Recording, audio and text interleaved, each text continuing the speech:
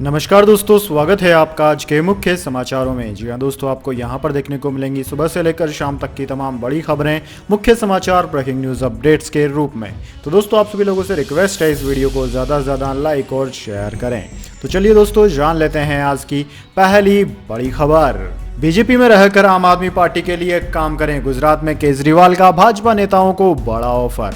जी हाँ दोस्तों, विधानसभा चुनाव से पहले गुजरात में सियासी गतिविधियां तेज हो गई है। इस बार के चुनाव के लिए आम आदमी पार्टी की तैयारियों की खबरें लंबे समय से सामने आती रही है। अब दोस्तों, आम आदमी पार्टी के संयोजक अरविंद केजरीवाल कई बार गुजरात का दौरा भी कर चुके हैं। अभी वर्तमान में वे 2 दिन के गुजरात दौरे पर हैं। अपने दौरे के आखिरी दिन शनिवार को उन्होंने राजकोट में लोगों से संबोधित करते हुए भाजपा पर निशाना साधा। दिल्ली के सीएम केजरीवाल ने भाजपा के कार्यकर्ताओं से सत्तारूढ़ दल में रहते हुए आम आदमी पार्टी के लिए काम करने को कहा है। केजरीवाल ने गुजरात के अपने 2 दिवसीय दौरे के अंतिम दिन शनिवार को राजकोट में कहा कि भाजपा कार्यकर्ताओं को भाजपा के पैसे लेते रहना चाहिए, लेकिन अंदर से ही उन्हें आम आदमी पार्टी के लिए काम करना चाहिए। केजरीवाल ने कहा कि राज्य में उनकी पार्टी के सत्ता में आने पर भाजपा कार्यकर्ताओं को भी आम लोगों की तरह ही सभी गारंटियों का लाभ मिलेगा। दिल्ली के मुख्यमंत्री ने कहा कि हम भाजपा नेताओं को अपनी पार्टी में शामिल नहीं करना चाहते। भाजपा अपने नेताओं को रख सकती है। भाजपा के पन्ना प्रमुख, गांवों, बूथों और तालुकाओं के कार्यकर्ता बड़ी संख्या में हमारे साथ जुड़ रहे हैं। इसके बाद दोस्तों, अगली बड़ी खबर। ऑनलाइन लोन बांटने वाली चाइनीज कंपनियों पर ईडी की स्ट्राइक, पेटीएम पर भी हुई छापेमारी। जी हां दोस्तों, परिवर्तन निर्देशालय ने चीनी लोन ऐप मामले से जुड़ी जांच को लेकर बेंगलुरु में कई ठिकानों पर छापेमारी की। ईडी ने बताया कि रेज पे private limited, cash free payment, Paytm payment service limited और चीनी व्यक्तियों द्वारा नियंत्रित और संचालित संस्थाओं के परिसरों में सर्च ऑपरेशन चलाया गया। परिवर्तन निर्देशालय ने इस मामले में कई खुलासे भी किए हैं। दोस्तों, ईडी ने तलाशी अभियान के दौरान पाया कि जिन संस्थाओं पर छापा मारा गया है वे कई मर्चेंट आईडी, पेमेंट गेटवे और बैंक खातों के द्वारा क्राइम कर रहे हैं। और इसके अलावा बताया गया कि ये कंपनियां रजिस्टर्ड पते पर काम नहीं कर रही है, यानी कि ईडी का आरोप है कि ये कंपनियां फर्जी एड्रेस पर काम कर रही है। छापेमारी के दौरान चीनी व्यक्तियों द्वारा नियंत्रित कंपनियों के मर्चेंट आईडी और बैंक खातों में 17 करोड़ रुपए की राशि जब्त कर ली गई है। इसके बाद दोस्तों, अगली बड़ी खबर। जेल से बाहर आई तीस्ता सितलवाड़ा, सुप्रीम कोर्ट ने दी थी अंतरिम जमानत। जी हां दोस्तों, पिछले काफी लंबे समय से जेल में बंद तीस्ता सितलवाड़ा बाहर आ गई है। सुप्रीम कोर्ट ने जमानत याचिका पर कार्यवाही करते हुए सामाजिक कार्यकर्ता को जमानत दे दी। दोस्तों, 3 सितंबर को जेल से उन्हें रिहा कर दिया गया है। सुप्रीम कोर्ट का कहना है कि उनके ऊपर कोई ऐसा केस दर्ज नहीं है जिससे कि उनको जमानत न दी जा सके। हालांकि उनका पासपोर्ट जब्त रहेगा। इसके बाद दोस्तों, अगली बड़ी खबर। सोनाली फोगट के पीएस सुधीर का कबूलनामा, बोला गोवा में कोई शूटिंग नहीं थी, मैंने ही उसे मारा, साजिश रची थी। जी हां दोस्तों, सोनाली फोगट हत्याकांड के मुख्य आरोपी सुधीर सागवान ने रिमांड के दौरान अपना जुर्म कबूल कर लिया है। आरोपी ने हत्या की साजिश रचने की बात भी कबूल कर ली है। गोवा पुलिस के एक सूत्र ने यह जानकारी दी। हालांकि गोवा के डीजीपी जसपाल सिंह ने इस बात से इनकार किया है। उनका कहना है कि ऐसी जानकारी होगी तो मीडिया को बता दिया जाएगा। दोस्तों, पुलिस सूत्रों के मुताबिक सुधीर साजिश के तहत सोनाली को गुरुग्राम से गोवा लाया था। गोवा में शूटिंग की कोई योजना नहीं थी। सोनाली की हत्या की साजिश बहुत पहले ही रच ली गई थी। गोवा पुलिस ने इस हत्याकांड में कुछ पुख्ता सबूत जुटाए हैं जो सुधीर सागवान को दोषी ठहराने के लिए पर्याप्त हैं। वहीं दोस्तों, गोवा के सीएम प्रमोद सावंत ने जल्द से जल्द चार्जशीट दायर करने के निर्देश दिए हैं। इसके बाद दोस्तों, अगली बड़ी खबर। पंजाब में 25 लाख उपभोक्ताओं का बिल आया जीरो, राज्य सरकार ने किया था फ्री बिजली का वादा। जी हां दोस्तों, पंजाब में आम आदमी पार्टी की सरकार ने फ्री में बिजली देने का वादा किया था। उनके इस वादे के 2 महीने पूरे हो गए हैं। पंजाब सरकार का दावा है कि 24 से 25 लाख घरेलू उपभोक्ताओं का बिजली का बिल जीरो आया है। 1 जुलाई से पंजाब में 300 यूनिट बिजली फ्री देने का ऐलान हुआ था। पंजाब सरकार का दावा है कि उनकी 300 यूनिट फ्री बिजली योजना की वजह से राज्य के आम आदमियों को बहुत सहायता मिल रही है। पंजाब सरकार का कहना है कि समाज के सभी वर्गों को राहत देने का यह सबसे अच्छा तरीका है। जीरो बिल आने पर पंजाब बिजली विभाग के एक अधिकारी ने कहा कि इसका फायदा उठाने वाले अधिकतर ग्राहक ग्रामीण और शहरी गरीब हैं। इनमें वो उपभोक्ता भी शामिल हैं जिनके मीटर 7 किलोवाट से कम के हैं। दोस्तों, पंजाब में सत्तारूढ़ आम आदमी पार्टी की सरकार ने चुनावों के दौरान वादा किया था कि अगर वह सत्ता में आते हैं तो हर महीने पंजाब के लोगों को 300 यूनिट बिजली मुफ्त देंगे। इसके बाद दोस्तों अगली बड़ी खबर, आज से आजाद का मिशन कश्मीर होगा शुरू, 15 सितंबर तक घाटी में ऐसे जुटाएंगे समर्थन। जी हां दोस्तों, पूर्व केंद्रीय मंत्री गुलाम नबी आजाद आज जम्मू कश्मीर के दौरे पर पहुंचे। यहां 15 सितंबर तक आजाद रैलियों और विभिन्न कार्यक्रमों के जरिए अपने लिए समर्थन जुटाएंगे। इसकी उम्मीद कम है कि आजाद कल अपनी पार्टी की घोषणा करेंगे। इस बीच आजाद के समर्थकों ने बीजेपी पर जम्मू में उनके नेता के स्वागत में लगाए गए पोस्टर हटवाने का आरोप लगाया है। दोस्तों किश्तवाड़ की इंदरवाल विधानसभा के विधायक रहे जीएम सरूरे ने बताया कि गुलाम नबी आजाद 7 तारीख तक जम्मू में रहेंगे। इस दौरान वह करीब 250 प्रतिनिधियों से मुलाकात करेंगे। उन्होंने बताया कि आजाद 8 तारीख को भद्रवाह पहुंचेंगे। 9 और 10 सितंबर को वह क्रमशः किश्तवाड़ा और छात्रू में रैली करेंगे और 11 तारीख को किश्तवाड़ा में दुर्घटना में मारे गए 8 लोगों के परिवारों से मुलाकात करेंगे। इसके बाद दोस्तों अगली बड़ी खबर, Ravindra Jadeja T20 world cup से हुए बाहर, टखने की चोट ने बढ़ाई परेशानी, जल्द कराएंगे सर्जरी, एशिया कप भी नहीं खेल रहे। जी हां दोस्तों, इस साल अक्टूबर में शुरू होने वाले T20 वर्ल्ड कप से पहले भारत को बड़ा झटका लगा है। दोस्तों ऑलराउंडर रविंद्र जडेजा इस मेगा टूर्नामेंट से बाहर हो गए हैं। पीटीआई की रिपोर्ट के अनुसार उनके घुटने की सर्जरी होनी है और उन्हें पूरी तरह फिट होने में काफी समय लगेगा। दोस्तों जडेजा एशिया कप में ग्रुप मुकाबलों के बाद घुटने की चोट के कारण बाहर हो गए हैं। उनकी जगह रिजर्व खिलाड़ी अक्षर पटेल को मौका दिया गया है। दोस्तों पाकिस्तान के खिलाफ मैच में जडेजा ने 29 गेंदों में 35 रनों की शानदार पारी खेली थी, जिसमें 2 छक्के और 2 चौके शामिल थे। वहीं गेंदबाजी करते हुए 2 ओवर में केवल 11 रन खर्च किए थे। दोस्तों दूसरे लीग मैच में हांगकांग के खिलाफ जडेजा ने कसी हुई गेंदबाजी करते हुए 4 ओवर में केवल 15 रन खर्च करते हुए 1 विकेट हासिल किया था। उन्होंने शानदार थ्रो कर 1 रन आउट भी किया था। इसके बाद दोस्तों अगली बड़ी खबर, बदायूं की मस्जिद पर ज्ञानव्यापी जैसा दावा, हिंदू पक्ष ने कहा महादेव का मंदिर तोड़कर मस्जिद बनाई, कोर्ट ने याचिका स्वीकार की। जी हां दोस्तों, उत्तर प्रदेश में वाराणसी की ज्ञानव्यापी मस्जिद के बाद बदायूं की जामा मस्जिद में नीलकंठ महादेव मंदिर होने का दावा किया जा रहा है। अखिल भारतीय हिंदू महासभा ने शुक्रवार को बदायूं सिविल कोर्ट में इसे लेकर याचिका दाखिल की है। कोर्ट ने याचिका सुनवाई के लिए स्वीकार भी कर ली है। इस पर सुनवाई 15 सितंबर को होगी। दोस्तों कोर्ट ने जामा मस्जिद इंतजामिया समिति, सुन्नी वक्फ बोर्ड, पुरातत्व विभाग, केंद्रीय सरकार, यूपी सरकार, बदायूं जिला मजिस्ट्रेट और प्रमुख सचिव को जवाब दाखिल करने के लिए कहा है। इस मामले में मुस्लिम पक्ष के वकील का कहना है कि हिंदू पक्ष के पास याचिका के समर्थन में कोई सबूत नहीं है। दोस्तों याचिकाकर्ता और अखिल भारतीय हिंदू महासभा के प्रदेश संयोजक मुकेश पटेल ने दैनिक भास्कर से बातचीत की। उन्होंने बताया कि बदायूं की जामा मस्जिद परिसर हिंदू राजा महिपाल का किला था। मस्जिद की मौजूदा संरचना नीलकंठ महादेव के प्राचीन मंदिर को ध्वस्त करके बनाई गई है।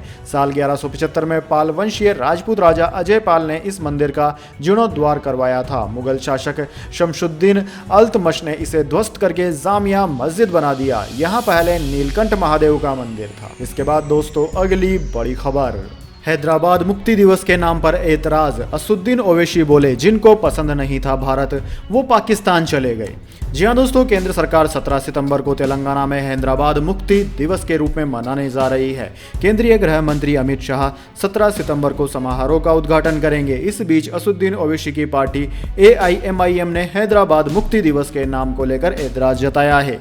AIMIM की ओर से इस बारे में गृह मंत्री अमित शाह और तेलंगाना CM के चंद्रशेखर राव को पत्र लिखा गया है। दोस्तों AIMIM प्रमुख असुद्दीन ओवैसी ने गृह मंत्री अमित शाह और तेलंगाना CM को लिखे पत्र में मांग करते हुए कहा कि इसे मुक्ति दिवस की बजाय राष्ट्रीय एकीकरण दिवस के रूप में मनाया जाए। दोस्तों AIMIM प्रमुख असुद्दीन ओवैसी ने कहा कि भारत सरकार ने तय किया है कि वो 17 सितंबर के दिन हैदराबाद मुक्ति दिवस को लेकर कार्यक्रम करेगी। हमारी पार्टी का स्टैंड ये है कि हमने अपनी पार्टी की तरफ से 2 पत्र लिखे हैं। इन दोनों पत्रों में हमने गृह मंत्री से अपील की है कि इसे राष्ट्रीय एकीकरण दिवस के रूप में मनाया जाए, ना कि मुक्ति दिवस के रूप में।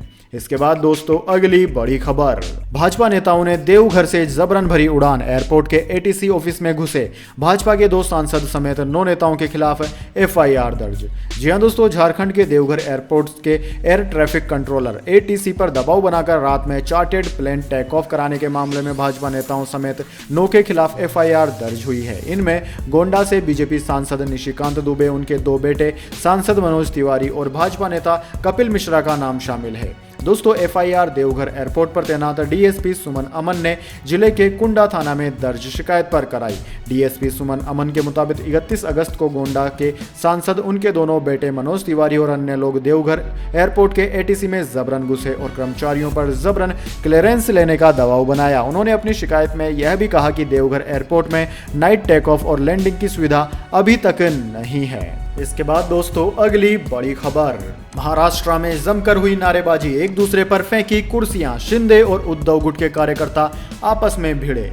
जी हां दोस्तों, महाराष्ट्र में शिवसेना की उद्धव गुट और शिंदे गुट में सरकार गिराने के बाद से शुरू हुई तकरार खत्म होने का नाम नहीं ले रही है। अब नया मामला उद्धव और शिंदे गुट के बीच में मारपीट का है। दरअसल दोस्तों उद्धव गुट एक कार्यक्रम आयोजित करके शिवसेना के नए पदाधिकारी का स्वागत कर रहा था। आरोप है कि उस कार्यक्रम में शिंदे गुट के शिवसेना कार्यकर्ता भी पहुंच गए थे। उनके पहुंचने से दोनों गुटों के बीच पहले नारेबाजी हुई, फिर दोनों गुटों ने एक दूसरे पर कुर्सियां फेंकनी शुरू कर दी और फिर वह आपस में भिड़ गए। मामला बेकाबू होता देख पुलिस ने कार्यकर्ताओं पर हल्का लाठीचार्ज किया। मौके पर बड़ी संख्या में पुलिस बल मौजूद हैं। दोस्तों हर साल दशहरे के दिन शिवसेना की वार्षिक दशहरा रैली होती है, जिसमें देश भर से शिव सैनिक मुंबई पहुंचते हैं। चूंकि अभी शिवसेना 2 गुटों में बढ़ चुकी है, जिसको लेकर यह तय नहीं हो पा रहा है कि आखिर कौन सा गुट इस बार रैली का आयोजन करेगा और किस गुट को इस आयोजन की अनुमति मिलेगी। इसके बाद दोस्तों अगली बड़ी खबर, बीजेपी विधायक की महिला से बदसलूकी, एमएलए ने अपशब्द कहे, पुलिस हिरासत में भेजा, दीवार गिराने के खिलाफ शिकायत करने गई थी। जी हां दोस्तों, कर्नाटक के बेंगलुरु में एक महिला से भाजपा विधायक की बदसलूकी का वीडियो वायरल हो रहा है। इसमें बीजेपी एमएलए अरविंद लिंबावली एक महिला को डांटते और अपशब्द कहते हुए दिखाई दे रहे हैं। महिला शुक्रवार को अपनी बिल्डिंग की दीवार गिराने की शिकायत करने विधायक के पास गई थी। महिला ने विधायक को आवेदन देने की कोशिश की। इस पर लिंबावली भड़क उठे और महिला के हाथ से आवेदन छीन लिया। एमएलए यहीं नहीं रुके बल्कि पुलिस से महिला को हिरासत में लेने को कहा। पुलिस उसे थाने ले गई, जहां उस पर सरकारी काम में बाधा डालने के आरोप में एफआईआर दर्ज की गई। विधायक अपने विधानसभा क्षेत्र महादेवपुर के राजकला इलाके का जायजा लेने पहुंचे थे। इस इलाके में एक हफ्ते पहले हुई भारी बारिश के कारण जल भरा हुआ था। इसके बाद दोस्तों अगली बड़ी खबर, दलित छात्राओं ने दाल परोसी तो कुक ने खाना फिकवा दिया। स्टूडेंट्स बोले, कुक ने कहा ये नीची जाति की है, खाना क्यों खा रहे हो। जी हां दोस्तों, दलित छात्राओं ने मिड डे मील परोसा तो कुक ने खाना फिकवा दिया। शर्मसार करने वाला यह मामला उदयपुर के एक सरकारी स्कूल का है। दोनों बच्चियों की शिकायत पर आरोपी कुक 55 वर्षीय लालू राम गुर्जर को गिरफ्तार कर लिया गया है। दरअसल दोस्तों गोगुंदा थाना क्षेत्र के भारोड़ी गांव के राजकीय उच्च प्राथमिक विद्यालय में शुक्रवार को छात्रा डिंपल मेघवाल और नीमा मेघवाल ने स्कूल में मिड डे मील के दौरान दाल और रोटी परोसी थी। डिंपल 7वीं और नीमा 8वीं कक्षा में पढ़ती है। दोस्तों आरोप है कि कुक कालूराम गुर्जर ने भेदभाव करते हुए छात्रों से कहा कि ये नीची जाति की है, खाना क्यों खा रहे हो। लालू राम ने बच्चियों से गाली गलौज भी की। इतना ही नहीं, कई बच्चों ने खाना फेंक दिया। लालू राम ने गूथे हुए गीले आटे और बची हुई दाल को भी फेंक दिया। ST/SC एक्ट से जुड़े इस मामले की जांच डिप्टी SP भूपेंद्र सिंह कर रहे हैं। आरोपी को गिरफ्तार कर लिया गया है। इसके बाद दोस्तों अगली बड़ी खबर, युवाओं के बीच लोकप्रिय हो रहे हैं CM Yogi Adityanath. Twitter race में राहुल गांधी पीछे, दोनों नेताओं में इतने फॉलोअर्स का है फर्क। जी हां दोस्तों, एक तरफ जहां कांग्रेस जमीनी स्तर पर कमजोर हो रही है तो इसका असर अब सोशल मीडिया पर भी देखने को मिल रहा है। दोस्तों एक समय था जब युवाओं के बीच कांग्रेस के पूर्व अध्यक्ष राहुल गांधी का क्रेज हुआ करता था। अब धीरे धीरे यहाँ भी अब वह पीछे होते नजर आ रहे हैं। दरअसल दोस्तों राहुल ट्विटर पर यूपी के मुख्यमंत्री योगी आदित्यनाथ से पीछे हो गए हैं। बीजेपी की लोकप्रियता के साथ साथ यूपी के सीएम योगी की भी सोशल मीडिया पर फैन फॉलोइंग लगातार बढ़ रही है। शनिवार यानी कि 3 अगस्त तक सीएम योगी के ट्विटर हैंडल पर 21.5 मिलियन फॉलोअर्स हो गए हैं। वहीं राहुल गांधी के फॉलोअर्स की संख्या 21.4 मिलियन है। इसके बाद दोस्तों अगली बड़ी खबर, 14 देशों से गुजरने वाला दुनिया का सबसे लंबा हाईवे, जहां रेगिस्तान से लेकर बर्फ तक सब मिलेगा। जी हां दोस्तों, यह हाईवे दुनिया का सबसे लंबा पैन अमेरिकन हाईवे है जो कई भौगोलिक क्षेत्रों से होकर गुजरता है। ये इतना ज़्यादा लंबा है कि इसका नाम Guinness book of world records में भी दर्ज हो चुका है। दरअसल दोस्तों इस हाईवे से गुजरते समय घने जंगल, रेगिस्तान और बर्फीले क्षेत्रों से लेकर शुष्क मौसम तक सभी कुछ देखने को मिलता है।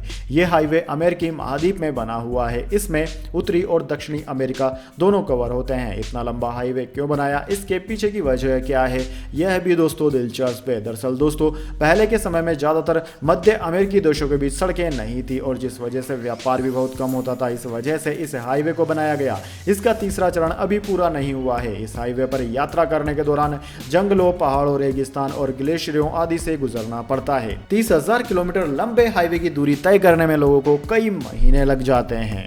इसके बाद दोस्तों जाने अगली बड़ी खबर, लेकिन उससे पहले मेरी आपसे एक छोटी सी रिक्वेस्ट है। अगर दोस्तों आपको अभी तक हमारी न्यूज़ पसंद आई है तो इसे छोटा सा लाइक ज़रूर दे दीजिए, और अगर आपको पसंद नहीं आई है तो बेशक आप डिसलाइक भी कर सकते हैं। लेकिन दोस्तों लाइक और डिसलाइक ज़रूर कीजिए, क्योंकि दोस्तों यही हमारी मेहनत का फल होता है और इसी से हमें पता चलता है कि आपको हमारी वीडियोज़ पसंद आ रही है या नहीं। साथ ही दोस्तों अगर आप पहली बार हमारे यूट्यूब चैनल पर विजिट कर रहे हैं तो चैनल को सब्सक्राइब करना ना भूलें, साथ ही बेल आइकन भी दबा लीजिए ताकि हर वीडियो की नोटिफिकेशन सबसे पहले आप तक पहुंच जाए। तो चलिए दोस्तों जान लेते हैं अगली बड़ी खबर। नासा आर्टेमिस 1 कोशिश हुई बेकार, नहीं लॉन्च हो पाया नासा का आर्टेमिस 1 मिशन। जी हां दोस्तों, नासा का महत्वाकांक्षी चंद्रयान मिशन लॉन्चिंग से ठीक पहले ही रॉकेट में तेल रिसाव की वजह से लॉन्च नहीं हो सका।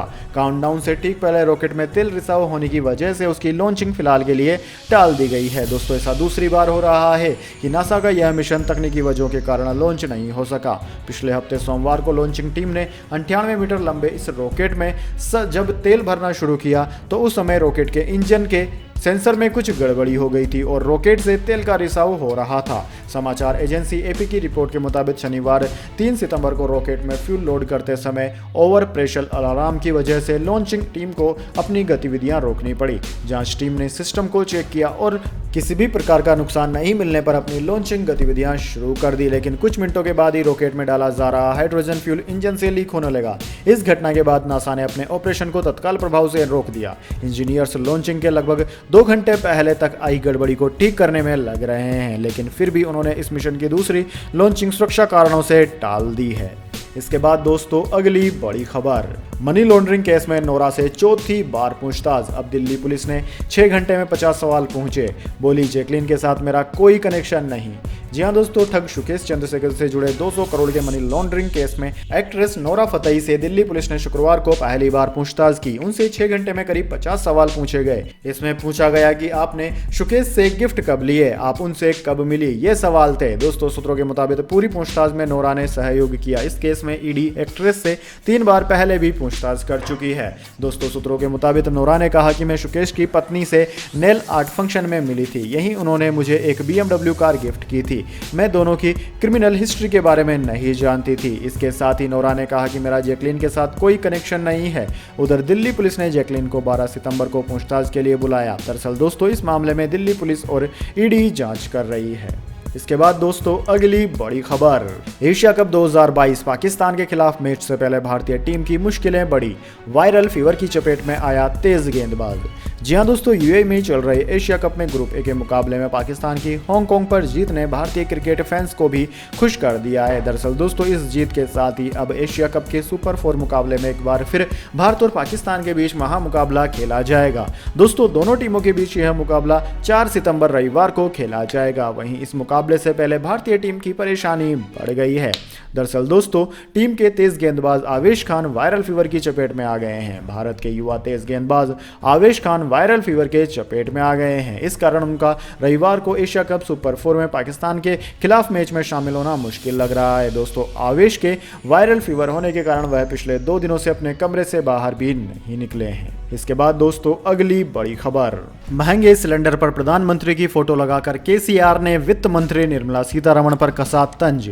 जी हां दोस्तों, तेलंगाना के मुख्यमंत्री केसीआर ने शनिवार को केंद्रीय वित्त मंत्री निर्मला सीतारमण पर तंज कसते हुए एक वीडियो ट्वीट किया। उन्होंने अपने एक ट्वीट में सिलेंडर के महंगे दामों के खिलाफ प्रधानमंत्री मोदी का एक पोस्टर निकाला है। इन पोस्टर को सिलेंडर पर चिपकाकर उन्होंने निर्मला सीतारमण से पूछा कि बताइए, आप तो यही चाहती थी कि राज्य में पीएम मोदी की तस्वीर लगाई जाए, लीजिए हमने ये कर दिया। दरअसल तेलंगाना और केंद्र सरकार के बीच ये पूरा विवाद उस समय शुरू हुआ जब बीते दिनों राज्य के दौरे के दौरान निर्मला सीतारमण ने कहा था कि राज्य भर की राशन की दुकान पर पीएम मोदी की तस्वीर लगनी चाहिए। इसके जवाब में केसीआर के मंत्री ने पहले निर्मला सीतारमण पर हमला बोला। तेलंगाना के स्वास्थ्य मंत्री टी हरीश राव ने कहा कि निर्मला सीतारमण का यह कहना है कि पीएम मोदी की फोटो हर राशन की दुकान पर लगी होनी चाहिए, पीएम पद की गरिमा को ठेस पहुंचाने वाला है।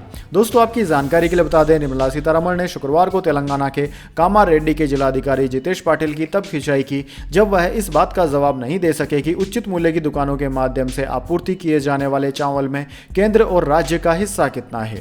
भारतीय जनता पार्टी की लोकसभा प्रवास योजना के तहत जहीराबाद संसदीय क्षेत्र में विभिन्न कार्यक्रमों में भाग लेने वाले सीतारमण ने जिलाधिकारी से यह भी पूछा था कि बिरकुर में उचित मूल्य की दुकान पर प्रधानमंत्री नरेंद्र मोदी की तस्वीर क्यों गायब है। इस पर दोस्तों केसीआर ने चुटकी लेते हुए पीएम मोदी का पोस्टर सिलेंडर पर चिपका दिया और वित्त मंत्री को टैग करके लिखा कि यह लीजिए आपके पीएम की तस्वीर हमने सिलेंडर पर लगा दी है। आप यही चाहती हैं कि राज्य में पीएम की तस्वीर क्यों नहीं है। तो दोस्तों यह थी आज की तमाम बड़ी खबरें। इसके बाद दोस्तों बारी आती है आज के माइंड क्विज क्वेश्चन की। जी हाँ दोस्तों, एक आसान से सवाल का जवाब देकर आप जीत सकते हैं एक अमेजिंग सरप्राइज गिफ्ट हमारे यूट्यूब चैनल की ओर से।